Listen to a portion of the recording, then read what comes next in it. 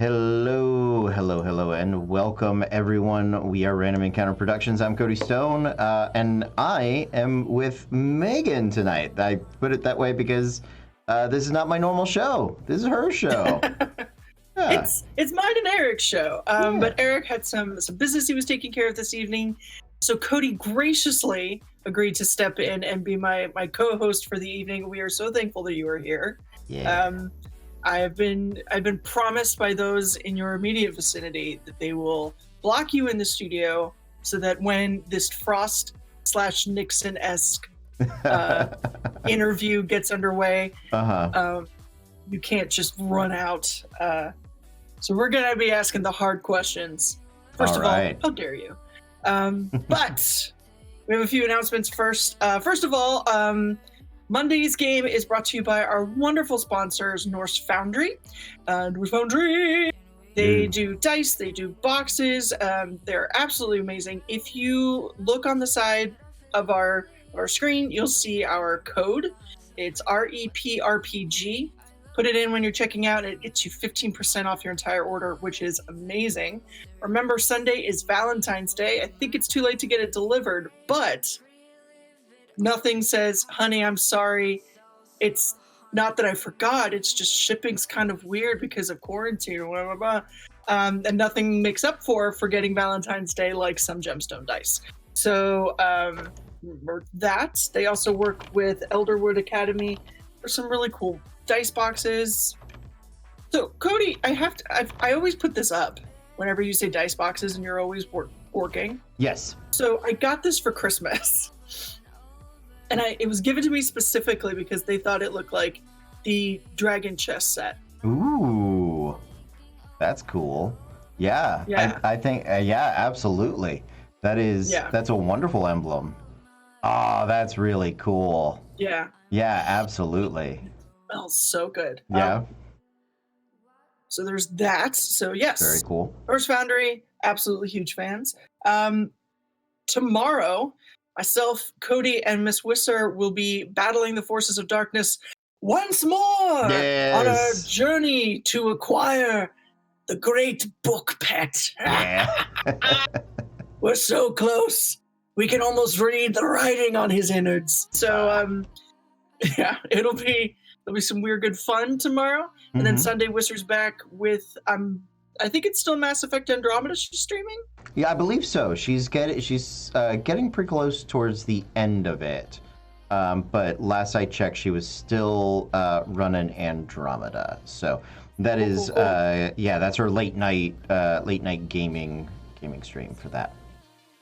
And then, of course, on Monday, we are back with some more Disasters and Danger. Yes. Now, Saturday, Cody, you have Battle Royale?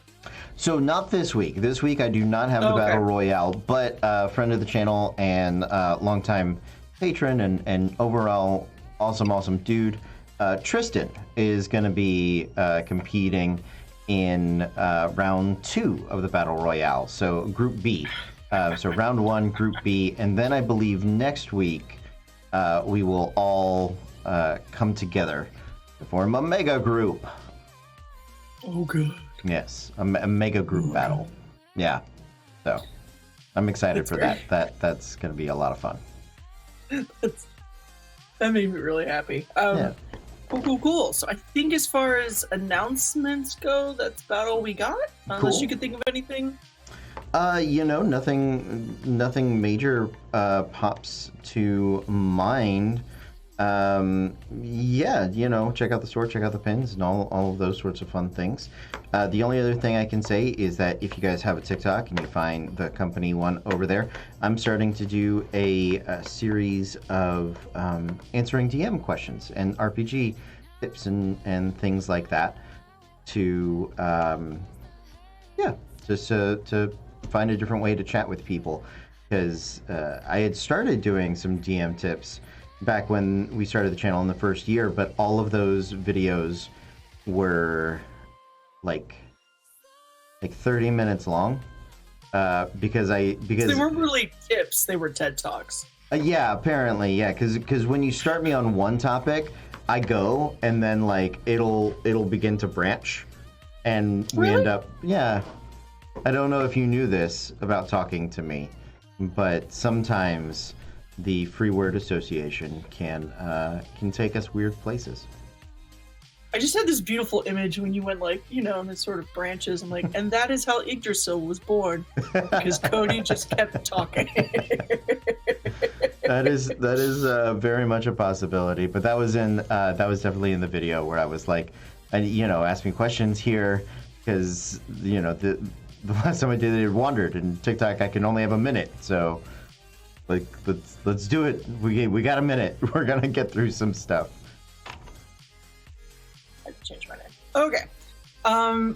Yeah, okay, good. I'm glad that you're doing that, though, and I'm glad you're on TikTok. Yeah, I enjoy it. I haven't done nearly as much created content as I would like to do, so I think this plays to my wheelhouse.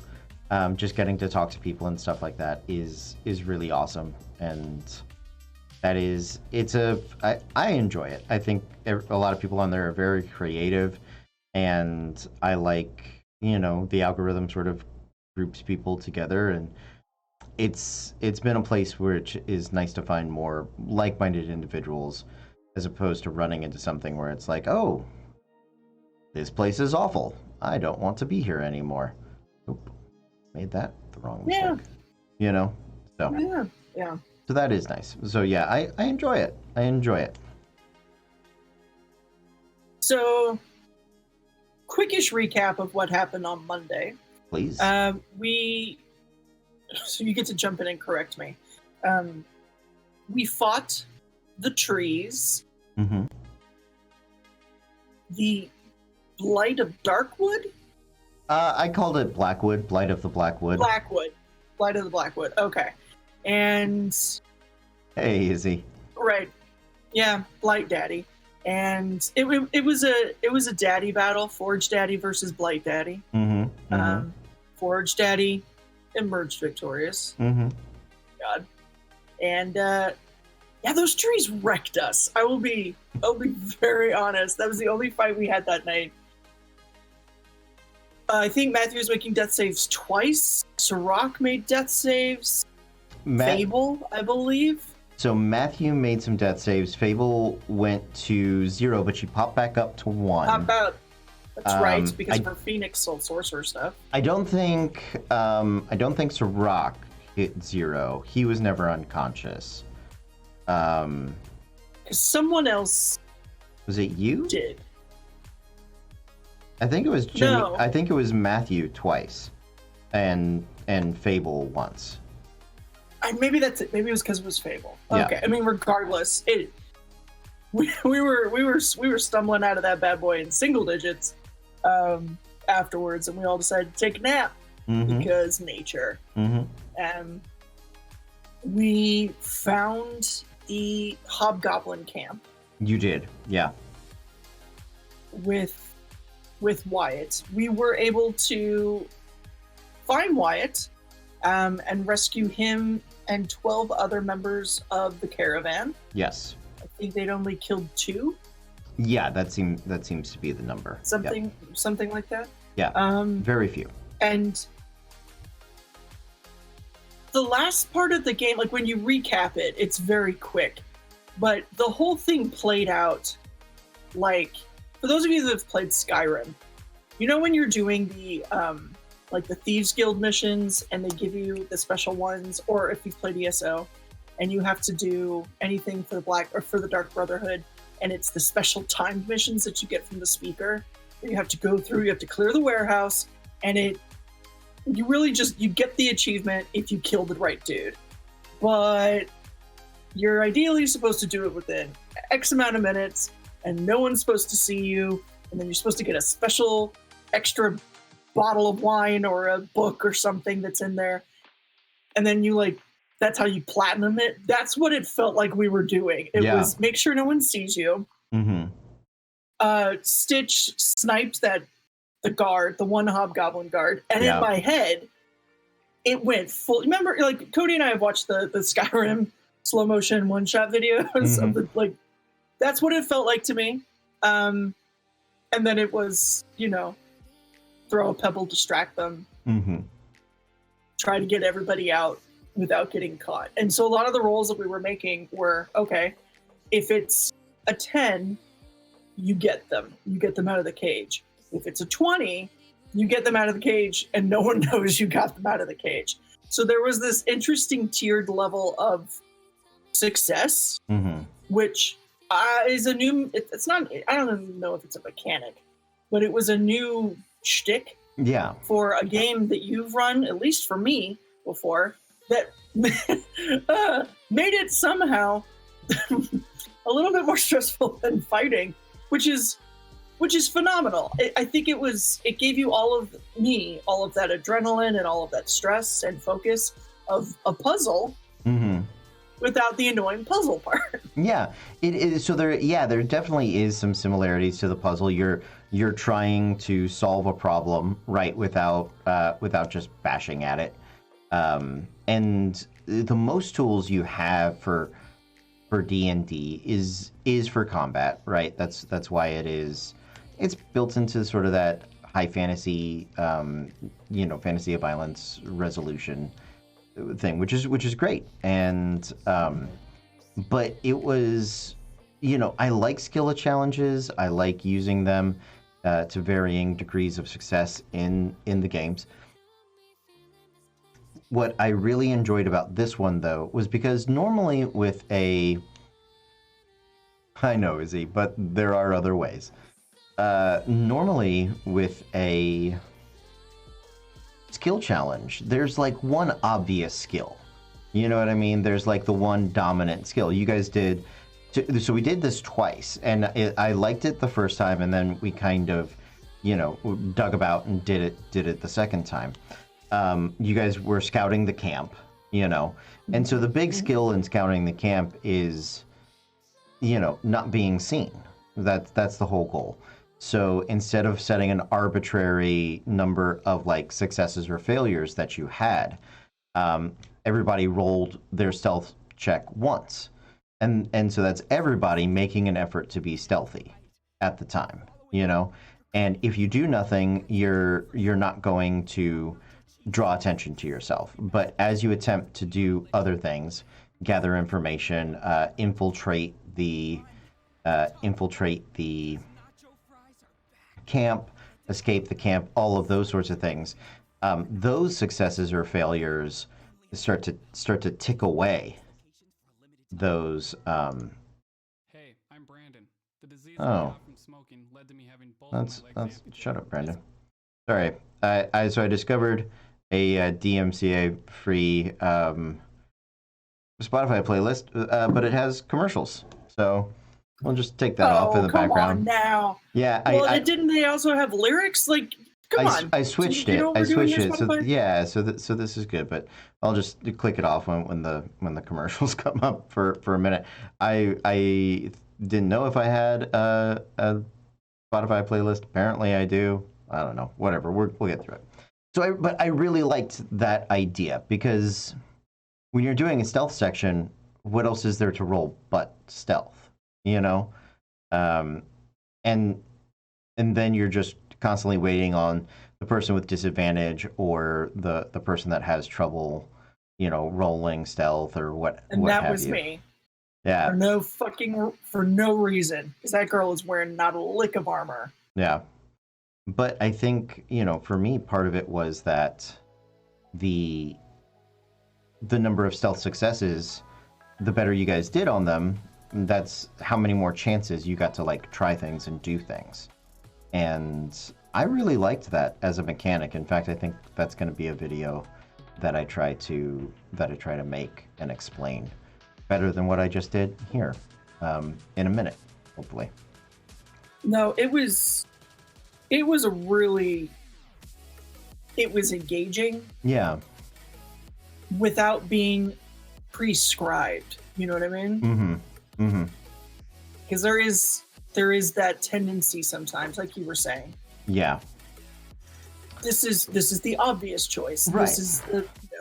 And when it's like like I want to use it again for like a chase scene, if you got everybody's rolls athletics, and that's how many fewer successes you have, or how many times you can mess up like a history check or like a, you know, other sorts of checks and still catch the person. And so like I think that's an interesting way to set that success versus failure threshold is with the most obvious mechanic, right? Is with that skill check as a group, and you guys are working together as you're doing these things, and it led to some great decision moments, right? Like when Thozen went over the wall, he had the choice of, he was the last one over, he had the choice of taking the time and pulling up the rope of climbing, or leaving it behind, right? Or abandoning it. And he didn't roll great, so it was either take a failure and bring you guys one step closer to being discovered, or lose the rope, or leave it behind, potentially lose it. Yeah. You know what I mean? Yeah. And those decisions, I think, are great dramatic fodder. I also really like the moment when like Caitlin did the pebble throw. That's a classic, you know, stealth games like Assassin's Creed or Ghost of Tsushima or Dishonored 2. There's a lot of, you know, Dishonor on your cow. Yeah, like stealth games definitely have certain mechanics that are key to them, right? Not just sneaking around, but causing distractions, pulling guards certain way. And I like having that shared language with the players to be like, all right, so you're not seen or caught yet, but the guard is doing the Metal Gear Solid exclamation point. You know, it's like, yeah, what's question mark? What's happening over here? Yeah, and being able to phrase it in that way is great as far as having like a shared language for communicating ideas, because it could very easily be like a guard notices something is amiss and they turn to head towards you guys, and all it takes is one player to go, well, we're fucked, we're caught, I cast fireball or whatever it is. Yep. And suddenly the stealth section is over, and all that dramatic tension that we had built up is lost. So. And in something you were saying about the Thozen choice, with the other thing about the choices that we were given in that section is that none of them were the obvious right choice. Yeah. You know what I mean? Yeah. Like there's so many times as a DM, because you know, I do it too sometimes. Yes, you have those moments with your players of, okay, just so I'm covering my bases here. Right. Yeah, you can absolutely, you know, there's the stairway. You can go up the stairs. There are guards there. They're angry. They know that you're coming. They have pokies and shooties and spellies. Or you can go around the other way, but it's up to you. And like, there's clearly a right choice. Yeah. And there wasn't a clear right choice to anything we were doing. Yeah. Which is really terrifying, because then as a player, you're second guessing, am I doing the right thing or not? Right. But it made it also like kind of liberating in a way that, you know, well, I don't have to apologize because I tried something and it didn't work. Right. There's you know, player choice in games I find comes in like three dimensions, right? Where the one we had, there's no right choice, there's no wrong choice. The choice has consequences. They may vary in degrees. One of the things I really like about that moment also is that it was only Thozen's choice. And while all of the players may have had an opinion on it, which like Matthew shared after Thozen had made the decision, right? He's like, that's what I would have done. I would have grabbed the rope and taken the one fail, because you still had 3 left at that point. But I love that the players let it be Carlos's and Thozen's decision, rather than trying to play by committee in that moment. I think that was great. But and there's so often, especially in high tense situations, high tension moments, there is such a tendency on the group's part, not just us, it's all groups, to start policing each other. And what are you doing? That's a dumb idea. And you'll see so many times a player has in their head, and I'm so guilty of this. They have it mapped out in our head where things are going to go and how it's going to work. If I do A, B, C, D, and so does X, Y, Z, da da da da, and we're good. And you can see them just like beautiful mind the shit out of it. Yeah. But dice being what they are, and other players with agency being who they are, it doesn't always go that way. You know? Yeah. One of the things about those choices, because there's also, there's the choice where there's clearly the right choice, there's clearly the wrong choice, and if you take the wrong choice, you're going to end the game, right? Then there's also there is no right or wrong choice, because no matter what you do, it's going to go badly. And those aren't, I call those like the Witcher 3 choices, right? Where it's like, oh, well, everybody's dead no matter what I do, so why does it matter what I do? And I'm glad that we didn't have those. I really look for opportunities to create more of those. You have a choice, and it's not, some are going to be, you're going to get some benefits either way, you're going to get some problems either way, because that's usually how choices go, So, Cody. Yes. Since I have you. Okay.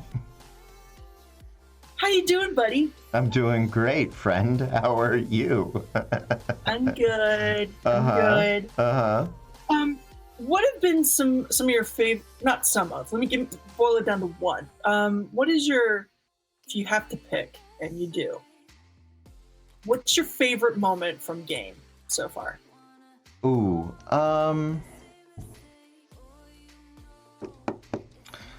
Game 2 favorite moment.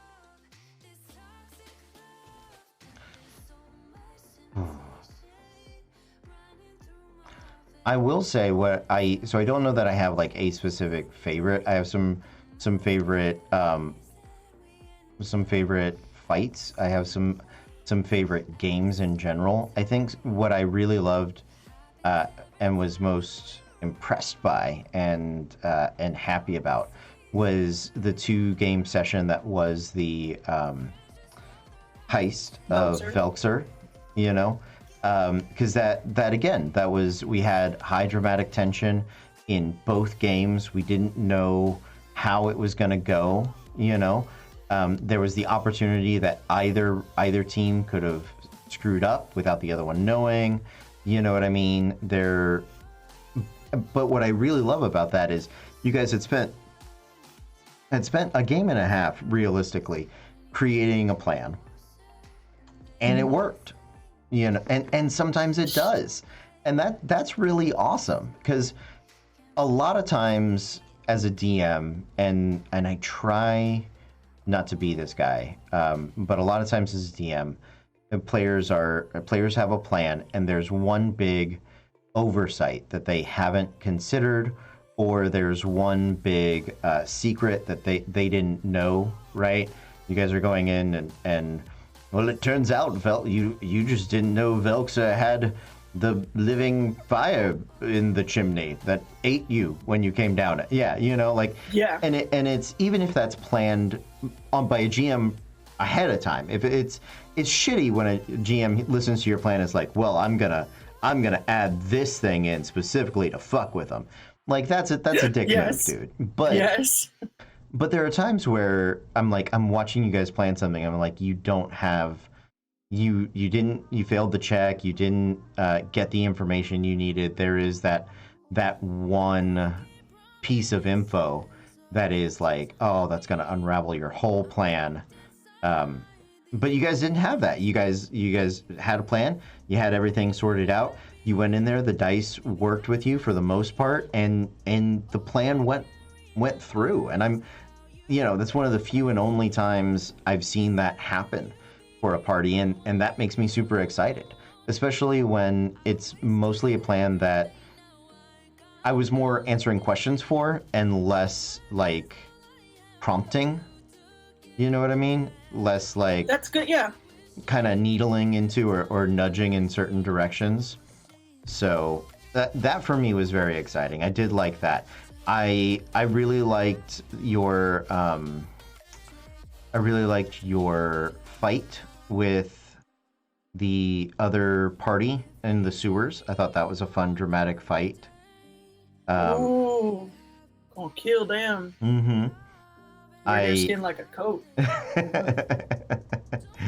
I thought that was an interesting fight. I also really liked your fight against the Black Wood recently, and why don't it was a good fight. It was a good fight. Like that is not a oh god. That it was challenging, mm-hmm. and I can't think of a moment where someone did something, and at least for me, I went, oh, God, really? Yeah. I know. Yeah. No one had that's a good example. No one had a let me dimension door to the T-Rex moment, if I may.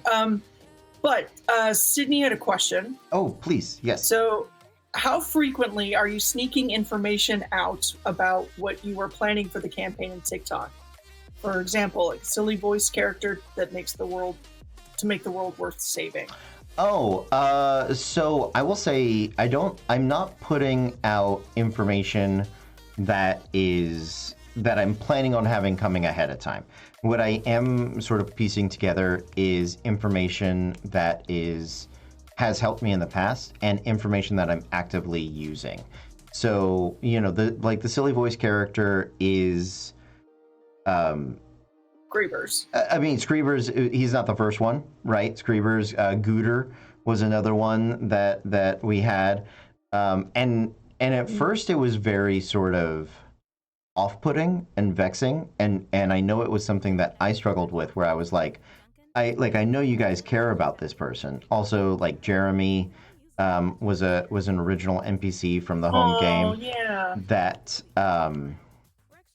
That people really like latched onto, but I was like, oh, I didn't have anything for this guy, and you guys are like super into what he's got going on. Okay, like I guess I'll give him some more. But it was somewhere in there realizing that if you guys haven't seen the video, kind of sum up, if that plot is affecting the character they care about, the NPC the players care about, then the players start to care about the greater plot in the world. So that's not exactly something I would say is like foreshadowing for this campaign, but it is something that you'll see be a part of it, because I don't know that there's anything this party wouldn't do for Screevers. There's also we're contractually bound. Exactly. At this point, you are. Yeah. Yeah. It's whether we want to or not. That man, he's got our souls, yo. So in some small way. Yeah. But it's more about taking all the information that I've learned and all the little tips and tricks that I do, sometimes without thinking about them, and codifying them and quantifying them and making them accessible to other DMs and other players. You did, Izzy, don't yeah. even try it. Izzy, you cannot donate enough to kill Screevers. Oh. Yeah, Izzy, I don't know if there is enough to kill Screevers. But yeah, I mean, I can't say that some info won't slip out in the TikToks. I'm sure that there will be some, but it's nothing that I'm not planning on it, right? It's just me talking about what makes sense and how to make it make sense. So when we watch them, we shouldn't necessarily read too much into it. I wouldn't. No, I mean, you can look at it and see the influences, absolutely. but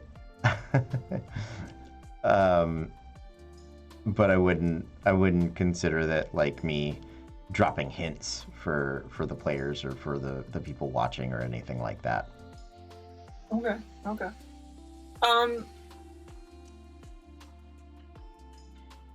In your this is just a long con where he uses TikTok to get in our heads. Listen. That's the purpose of TikTok. Am I not? That's exactly what someone dropping hints would say. Exactly. You caught me. You caught the tater. You're looking pretty sus. That's all I gotta say. That's all I gotta say. Am I using that right, guys? I believe so. Am I doing this? Am I doing this right? Yeah, that's how you find the threat. You just have to, if you follow all of our social medias. Yeah. Cody will be leaving clues. Now I want to do that as like an ARG game, alternate reality game, which is they've done some of them where it's like you have to go out in the world and find actual clues and those things. Yeah, and talk with people on the online and you know make stuff up together. Oh, I saw the little thingy do the ET. That was cool. I've never seen that. ARGs are a ton of work. They're also really interesting and fun. I would like, you know, I always have huge dreams of different types of games and things like that. So doing like a modern fantasy game and having that be a part of it, to me sounds like really epic and like next level storytelling and to put on, you know, my my pretentious theater hat is like a, you know, interactive experience at its finest, and those are things that seem really cool. Hey, Plaster Dragon. Those are things that seem really, really cool, but a lot of times you just don't have the right resources or you know, things to make them happen. So, but someday I will do that for you, Sydney. Someday I will sprinkle the clues everywhere, and everything will go running about. How do you, as a DM, how do you look yourself in the mirror after you kill a player character? So let me see. How many times have I actually killed a player character? A couple of times. It's not been a ton. So to me, the player characters have two. I have killed you. Have sort of two styles, right? You're welcome. So one is, did the player just do something dumb and suffer, and like if you stood in the fire, I can't help you. That one's on you. The ones that I'm fine with are the ones that have a satisfying dramatic conclusion, right?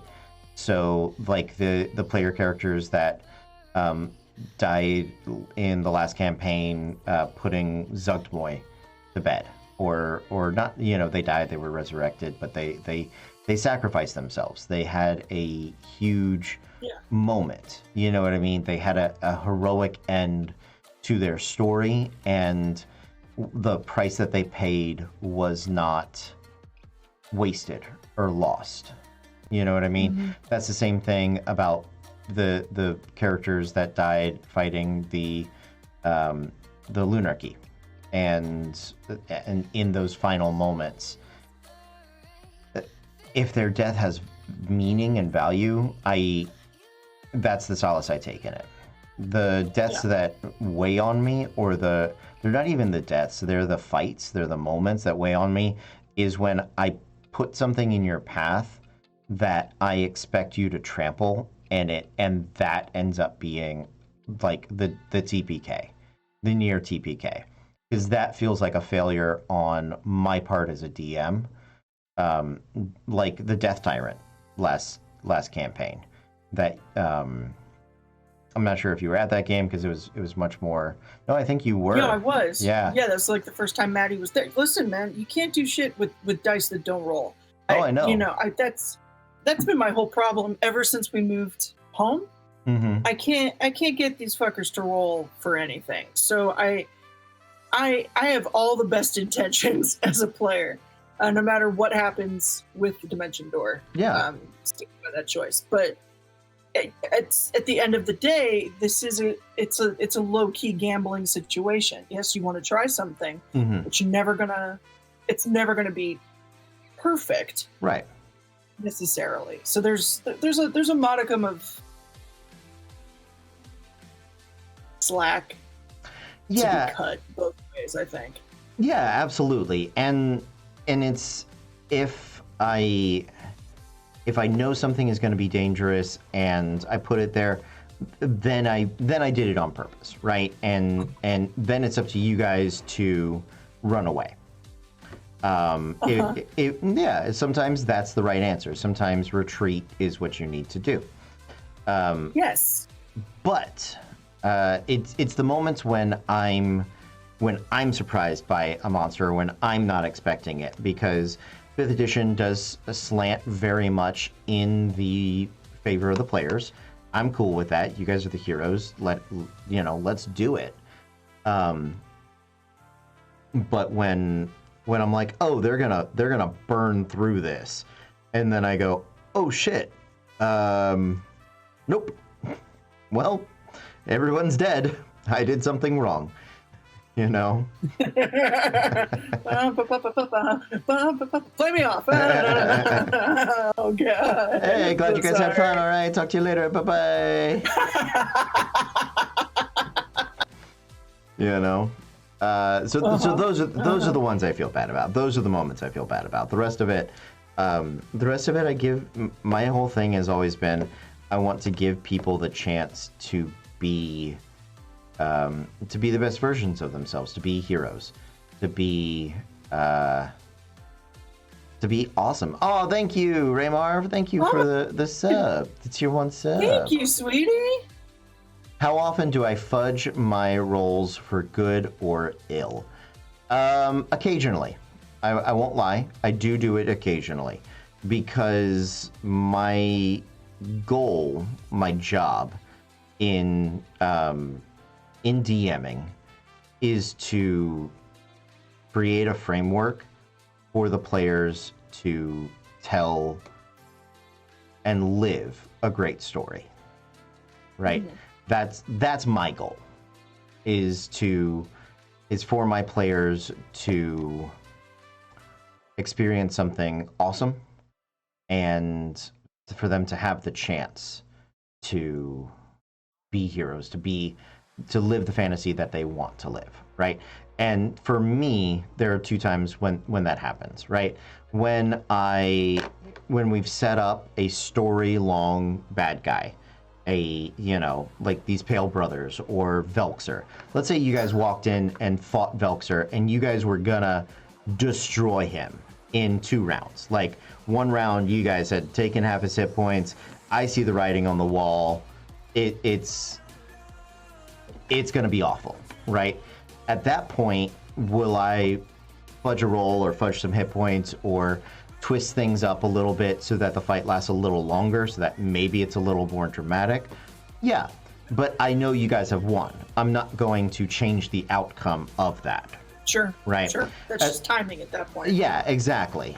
Oh, thank you. I really appreciate that. I'll have a bunch of advice for new DMs on the TikTok series, but I will give you some new advice in just a moment. But as far as continuing to fudge rolls, the other thing I'll do is, if the players are getting their ass trampled by something that shouldn't, or was meant to be a speed bump and has now become a crater, you know what I mean? Yeah. I will fudge it to give them the opportunity to adjust tactics and run away. If they then choose not to, or adjust tactics and do something else, right? You know what I mean? But if then they choose not to, then I'll stick to it. The one thing I don't fudge rolls on, and it's back when we were in the studio, I would like lift the partition, lift the DM screen, is like if I'm leaving somebody's fate up to dice, like a death save or a percentile roll or something like that, I will lift it and just roll it out in front of people. And then that's the fate of the dice, and I'm happy with that. So yeah, Shizu, so I've started just today. I put out a couple of TikTok videos on the Random Encounter Productions TikTok, and that's going to be a series. I'm hoping to do a couple of videos a day. And so any specific questions you have, if you want to see me try to answer them in a minute, I'll be having that over there. So I filmed some for today, and I got some for tomorrow. Super excited about that. But there were some other questions I want to go back and see. Okay, if you had someone who's first time DMing, yes, what's the one thing they need to know going into the table? When you start DMing, first time DMs and players want to do this. It is a little overwhelming. So for a couple of things. One, don't worry about learning all the rules. You'll get them wrong. That's okay. As long as you're honest with your players that you got it wrong, or as long as you get it wrong universally, and then say, hey guys, I looked it up since then. I kind of screwed it up. Let's do this rule right now. And you've done it consistently. I've never seen a decent human being be like, oh, well, you did it wrong, so we have to keep doing it wrong. Screw you, right? So take that off your plate. Do it the way you think is right. The rules are more like guidelines. Yeah, do it the way you think is right. If you find out later it was wrong, don't be afraid to change it, and just be honest with them as far as that. That's a huge weight off your shoulders. The next thing I would say applies to both players and DMs. You're not writing a book, right? A lot of new DMs, I did it when I first DM'd. I was like, oh, all right, I know exactly what they're going to do. They're going to go here. They're going to meet this person. They're going to go here, and it's going to be an epic Lord of the Rings style thing, right? And if I wanted to tell that story, I should have just written the book, right? Yeah. You know, yeah. And the same thing goes for players. Don't pre-write what your character's arc or growth is going to be. You know, have some ideas, have some plans, some thoughts. Don't be afraid to get rid of them. But the biggest thing is, are your players having fun? Right? You may want to set out and run a game that is Critical Role, and you may end up with a game that's Acquisitions Incorporated. But if you and your players are having fun, then you're succeeding. That's the goal, right? Is for you guys to have fun. And that's why like a session 0 is important for you to both discuss what is fun for both of you. You know what I mean? That's something people miss sometimes, is if somebody thinks they're coming in and doing Adventure Zone, and somebody else thinks they're coming in and doing Hamlet, right? There's a way for those to live together, but you have to know it ahead of time. So those are my biggest advices and biggest helps, I think. Okay. Yeah. How do you live with yourself knowing that you've stressed to the point of age progression so many people that you do care about? Hey, 12. By terrorizing, tormenting, general shenanigans, their characters. Do you have any comments? I would say, how many times have those people that I have stressed out, how many times have they actually failed?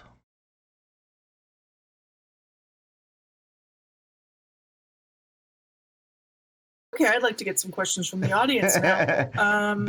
Because that's, to me, that's one of the things is like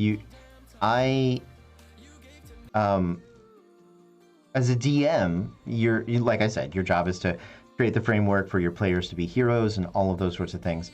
But a lot of times as a GM, the other part of your job is to lose, is to get your butt kicked. And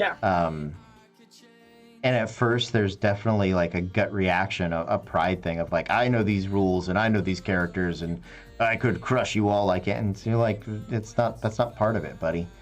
Let that go, And so all of my players have had setbacks, but I never threw something at a player that let me rephrase, I never intentionally threw something at a player that I didn't think they could overcome.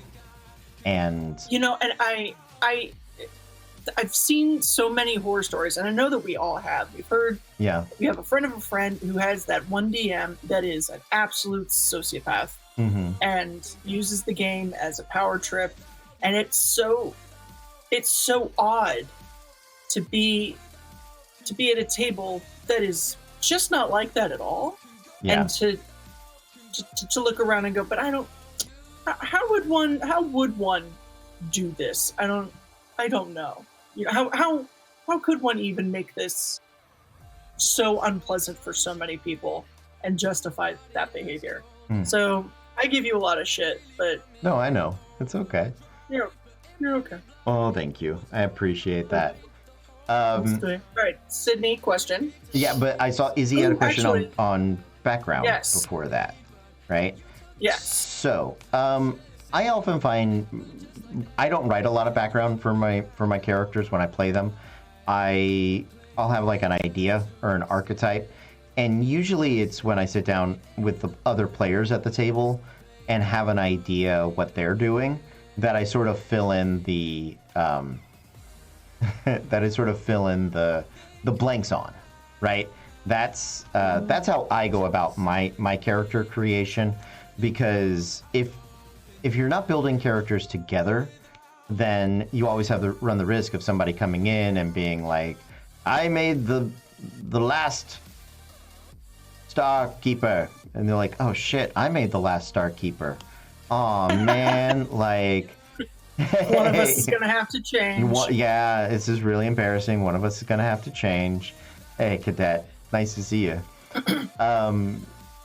So I'm very similar because I used to be very plan out. When I first started playing, like they give you the positives, the negatives, the background, the da da da da da da, and all. And I used to be I have to fill out the entire worksheet, right? I have to put all the answers down. Like I don't even know. I mean, I have an idea, but I never put down what my character's alignment is. Yeah.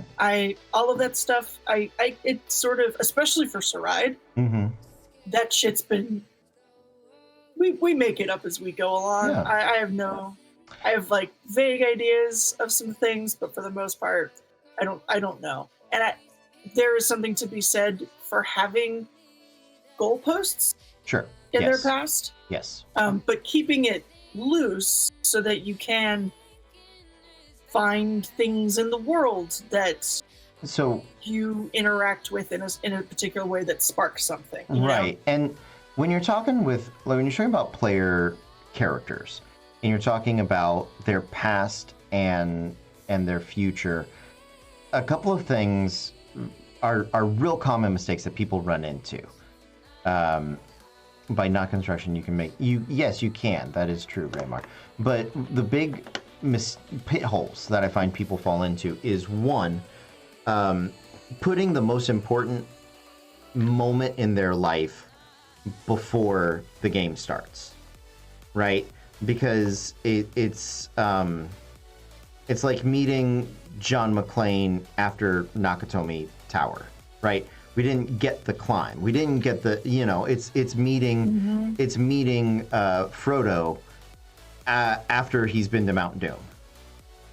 Yeah. You know what I mean? It's like, well, nothing you do after that, even if we went around and adventured with him for the next, like it's like 500 years or whatever, however long till he like sails to the west or what have you. He's just, it's not Mount Doom, so like that's. You know what it is? It's oh god, I can't think of his name. It's the surly shark hunter from Jaws. Yeah. He had his big moment on the Indianapolis, right? Yeah. That was his big thing, and the only thing he has left now is death. Right. And so, but like that. And Richard Dreyfuss. So some of those characters are fine to be like side characters or what have you. If you've already had the biggest moment in your life, there's nowhere for you to go. There's nowhere for you to grow. There's nothing for you to do. You know what I mean? Mm-hmm. And the other big mistake I find that player characters come to the table with is they have a goal that they want to pursue to the detriment of everyone else. And having a goal is great. Having a goal is wonderful, but you have to justify being a part of this party because if you can't in character figure out a reason why your PC is going to adventure with these friends or make friends with these adventurers or what have you, then that's not the right character for this game, right? And being a member of the group and traveling with the group are two different things. Right. And I think so many times characters that are solely focused, like you said, on their personal stuff, they're traveling with the group. They're not a member of the group. Right. And then you start to get this feel like it's the main character syndrome. Right. And you know what? Sometimes what is also a really fun character, and the reason I bring this up is there's a great TED Talk that I really enjoyed that was all talking about playing you is not a bad problem. So yes, amazing week. Thank you. We will have a great stream. Love you too. But the one thing I will say that is really good, this tech talk about starting a movement, right? And it's these people at a music festival, there's a song playing, and there's this one overweight, like, weirdo who is jamming by himself. He is on this hill, and he is dancing like no one's watching, having a fucking grand old time, right? And then somebody goes and starts dancing with him. Not like maybe as crazy as him, but gets in the area and starts to boogie a little bit. And suddenly the person that was alone is not alone. And suddenly the first follower, right, has sort of made it okay or more okay for people to get up and dance. Then another person does it, another person does it. Eventually you got like a huge dance party that all started with this one like weird guy.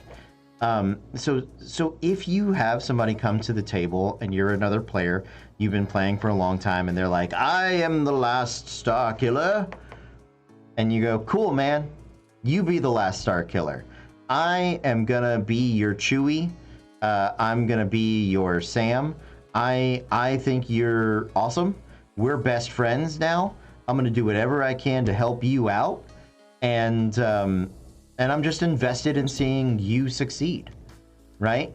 And that's a good character to play, because everybody loves Sam, right? Yes. Sam doesn't change over the course of the Lord of the Rings, right? Usually you can tell the main character in a story because they go through a metamorphosis, they transform, we go on the hero's journey, blah blah blah blah blah blah blah, right? But everybody loves Chewie also. Chewbacca's the same Chewbacca he was at the beginning, in the prequels, the sequels. Chewbacca don't give a shit, man. He is just here to... He is the honey badger. Right, yeah. And that's okay too.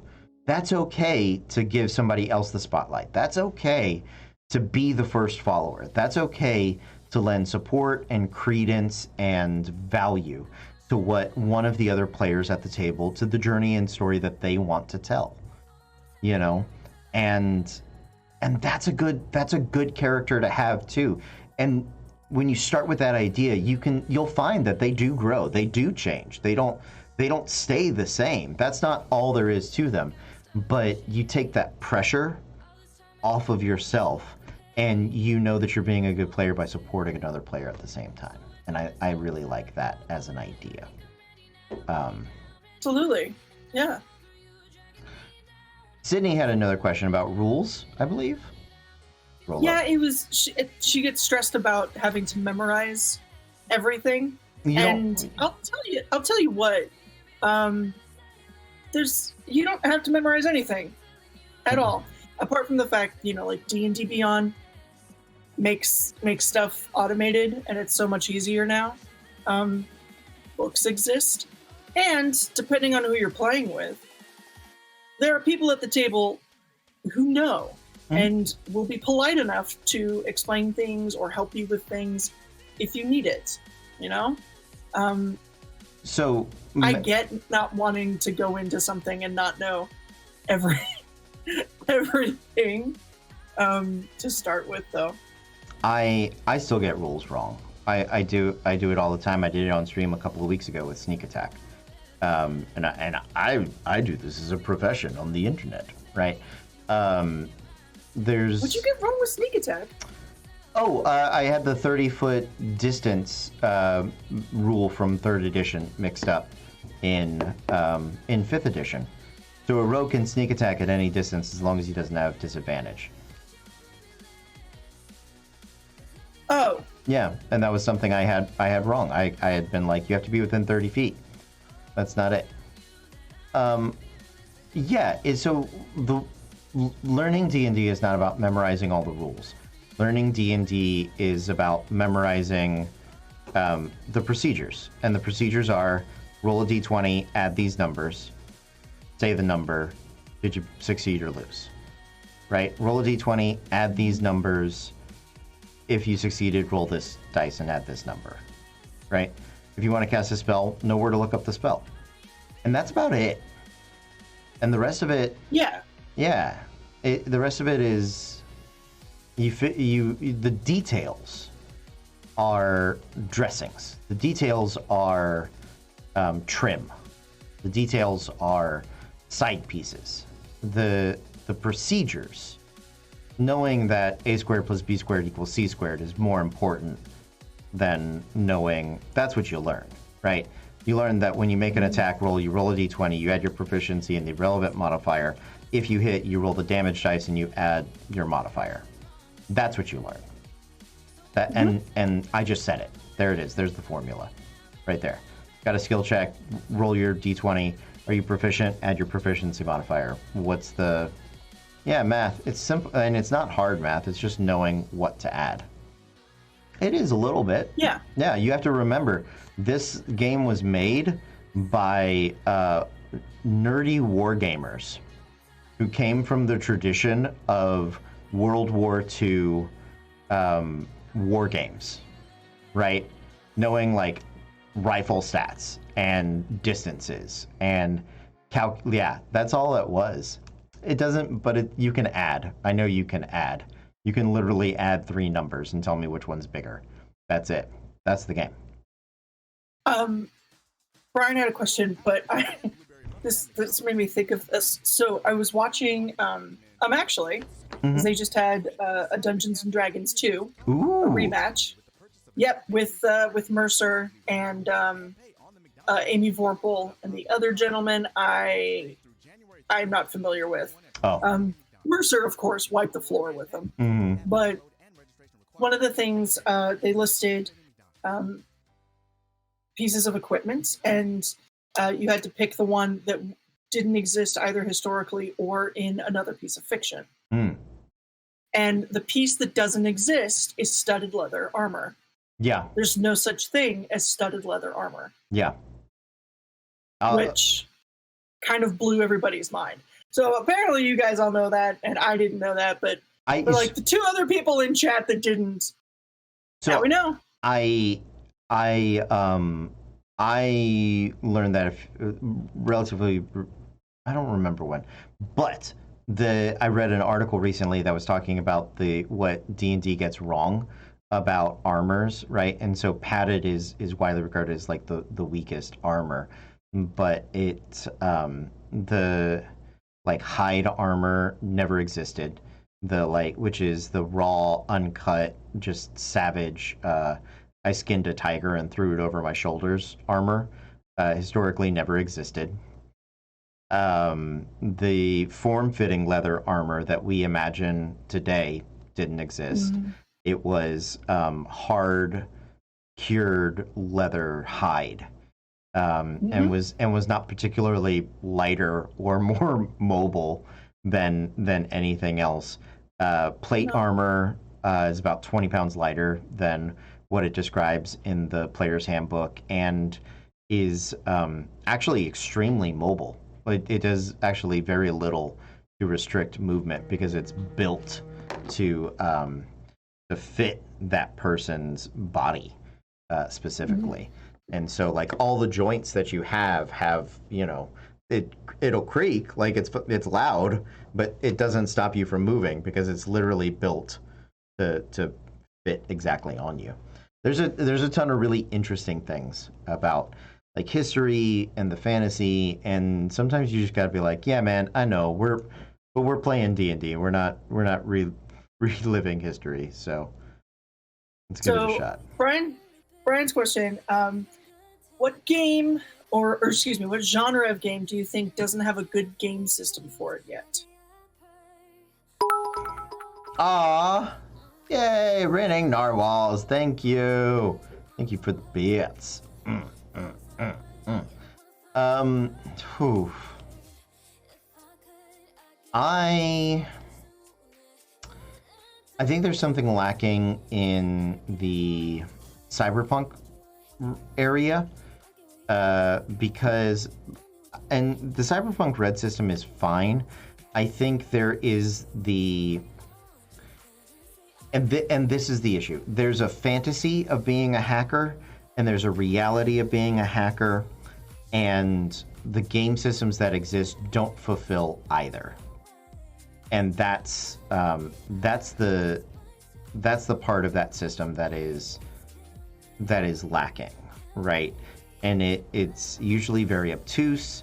It makes what you're going through, you know, to do something. Cyberpunk Red does a much better job than Shadowrun. I will wholeheartedly say that. But as far as its hacking mechanics go and things like that, but I think the fantasy of like doing a digital heist as a hacker, I'm sure there's, from what I understand doing research, actual hackers, like, you make a program and you push enter and you watch and see if it works or not. You know, the like hackers movie of like typing on the keyboard super fast and inputting code and all of those sorts of things. That, like, right? That's the fantasy, but that is very much not the reality. And I don't think any of the gaming systems that tackle, swordfish, exactly, all of those examples, hackers, swordfish, the terrible scene from NCIS where he's like, let me help you type on the keyboard, and they're typing on, it's 4 hands on one keyboard, right? Like that's ridiculous. It's always swordfish. Yeah. You know, none of the systems, I think, fulfill that, because there's always so much that if I had control of this device, I could do this, right? Mm-hmm. And quantifying that and making that, you know, broad enough to encompass all of these things, and yet specific enough and mechanically satisfying. I think that's a very tall task, and that's something that I have not seen a system that I found satisfactory for. Same. And it is such a fun genre. Yeah, absolutely. There are so many good touchstones there. I would love to see a Cowboy Bebop tabletop game as well. I know that there have been some hacks done with like Savage Worlds, with GURPS. You know, so many of these IP-specific things is what the question you have to ask is, what is the fantasy we're trying to fulfill? What is the story we're trying to tell? right? And make sure that those mechanics facilitate that story, that character. You know what I mean? So slight shift. Sure. But we were talking about standing in the fire, so now I have to. Okay. Yeah. Especially since tomorrow is Diablo night. You have a very long history with Blizzard.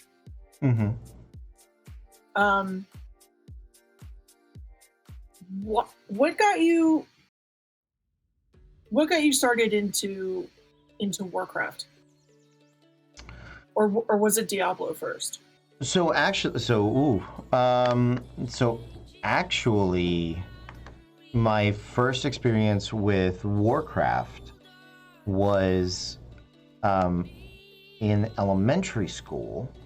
I had a friend that lived down the road from me. His name was Glenn, and he played computer games. I didn't have them.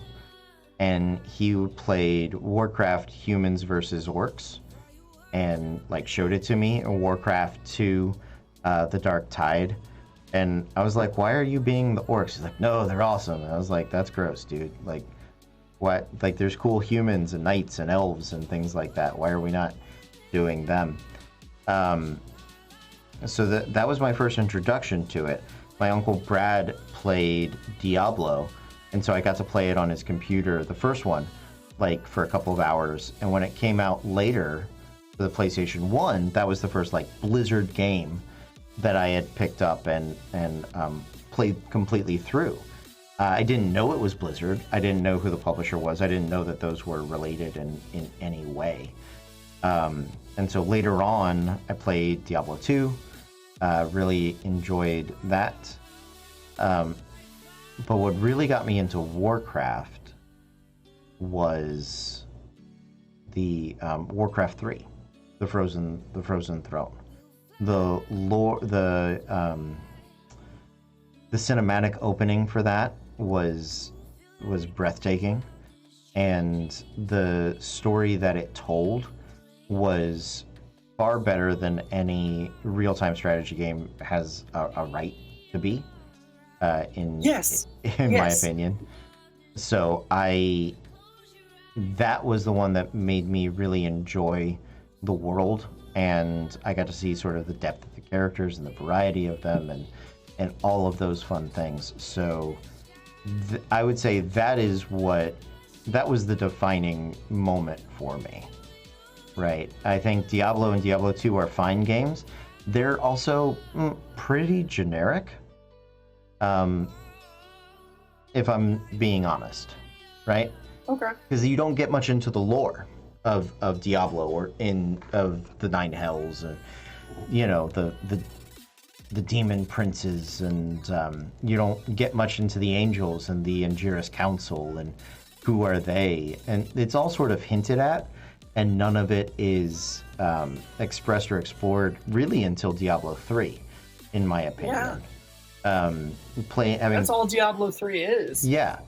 Having played Diablo 2, like, it hints at some stuff. I never played the expansion. And again, I was young when I played Diablo 2, so it may have done a better job than I thought or realized. But to me, the lore of Diablo wasn't awesome until we got to 3. It was like, oh, okay. What are the angels doing? Where are they? Why? Jiriel looks really cool. Why is there not more of that? Why is there not more Lightwing Angel around? That sort of stuff. Beautiful concept. Because before that, Diablo 1, you got a fighter, a rogue, and a wizard. You're like, all right, I get it.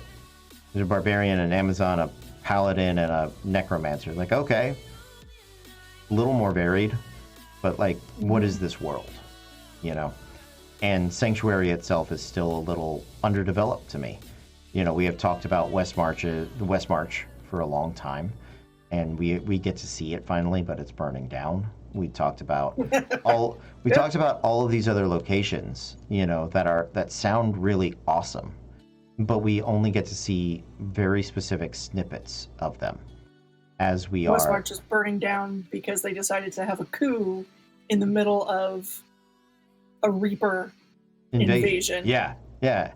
There's so much place and location in that game that deserves exploration, and just hasn't gotten it. And so to me, like, seeing the Fortress of Pandemonium, while it's a terrible board, is really awesome.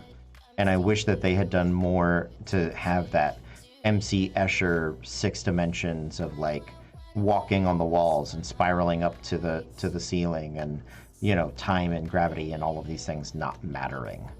And that sort of graphic idea, I think, is could have been done in the isometric way, I think, somehow. Mm-hmm. And I would have liked to have seen that. So Abraham's question is, does Diablo carry your favorite lore? And if not, what game does? Yeah, and I have a guess for him as well. Ooh.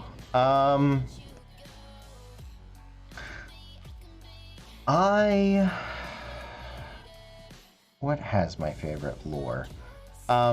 It's probably a BioWare or a Blizzard game.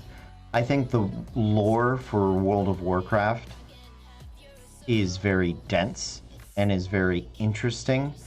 And my biggest problem with it before would have been, before Legion, was that they had so many threads untied up or unwrapped up. And I think if you play Warcraft 3 and World of Warcraft through Legion, you get a full story, right? You get the campaign of the Burning Crusade. And you take some different little some detours in there, but I think that is that's probably very good. I also think, you know, Dragon Age is something I really enjoy. My problem with Dragon Age is I feel like they've left a lot of questions unanswered, and unanswered in a way that I don't think they know the answers, right? Because the lore has morphed so much from Dragon Age Origins through Inquisition, and which is fine. You have different writers, you have different takes, and I am happy to see that evolution. And it's interesting to see things where, like, oh, we thought it was this, turns out it's a little different. But there's a hint to me of Lost. We asked a bunch of questions we don't actually know the answers to, and when we get there, we're just gonna make something up, and it might be really disappointing. You know? Fair. Now, we've on this channel, we've played a couple of video game turned tabletop games. Yeah. We've played the Dragon Age game and with the system. We've played the Warcraft game with the system. Hopefully this year we'll be playing the Borderlands game with the new system. Yeah, that should be fun. Borderlands 2 is one I really like the worlds of and the lore of, but they've been like, what lore? Sirens? Who cares? What is this thing that 2K Australia did about a coming war with these ancient things? Nah, fuck that. We're not going to talk about that. So yeah. Yeah. There is a tabletop game for Borderlands. It was a Kickstarter. And golly gee, I can't remember. It's by the same people that did Tiny Tina's Tea Party deck builder game. Ooh, that sounds cool. Yeah. So they have come out with a book for Bunkers and Badasses, and also just like a general Borderlands campaign. So here, this is like a couple part question. Sure. And we mentioned Bebop. What are some IPs that you would like to see turn into a tabletop? And what do you think are some of the benefits and drawbacks of IPs getting turned into tabletops? Okay, so the biggest benefit and detriment, biggest benefit to turning a IP into a tabletop is there's a shared language that's happening, right? We all understand the genre that we're playing in.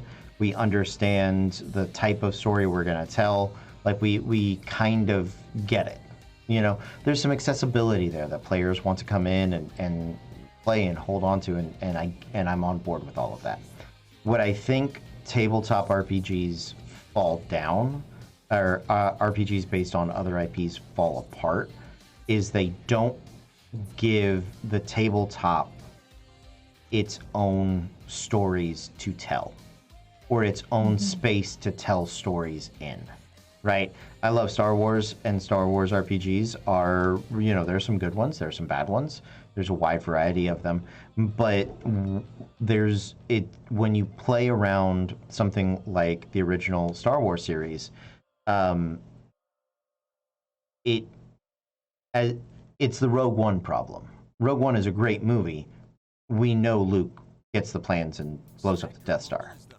You know what I mean? So it's very hard to tell a prequel story, to tell a story or a side story that is compelling and worth watching and engaging and being invested in, even though you know the outcome, right? It's you have to be extremely good at scripting, at creating dramatic tension, at drawing the audience in, all of these things. Like we